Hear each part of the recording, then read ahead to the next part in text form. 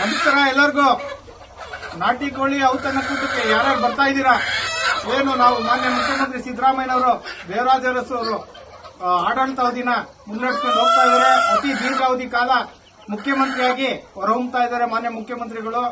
ಇದನ್ನ ಒಂದು ಸಂಭ್ರಮ ಆಚರಣೆಗೋಸ್ಕರ ನಾಟಿ ಕೋಳಿ ಔತಣ ಕೂಟವನ್ನು ಈ ಬತ್ತನಪಾಳ್ಯ ನೆಲಮಂಗಲದ ಹತ್ರ ಆಯೋಜಿಸಿದ್ವಿ.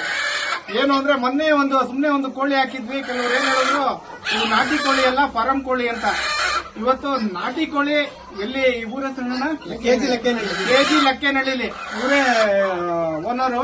ಈ ಇದ್ರದ್ದು ಕೋಳಿಗಳು ಬೆಳೆಸಿದ್ದಾರೆ. ಸುಮಾರು ಒಂದು 600ರಿಂದ 700 ಕೆಜಿ ಸಿಗ್ಬೋದಾ ನಮ್ಗೆ?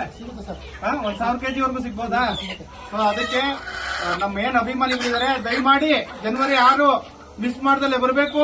ಕೋಳಿ ಸಾರು ಊಟ ಮಾಡಿ ಏನು ನಮ್ಮ ಅಹಿಂದ ನಾಯಕರುಗಳು ಇಬ್ರು ಸಂಭ್ರಮೋತ್ಸವನ ಆಚರಿಸಿ ಒಗ್ಗಟ್ಟು ತೋರಿಸೋಣ ಅಂತ ಈ ಮುಖಾಂತರ ನಿಮ್ಮಲ್ಲಿ ಕೇಳ್ಕೊಂತೀನಿ.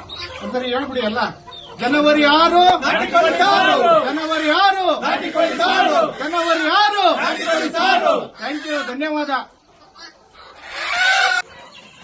ಸಣ್ಣ ಎಲ್ಲ ಕೊಡಲ್ಲ ನೋಡಿ, ಇವೆಲ್ಲ ಇಲ್ಲ.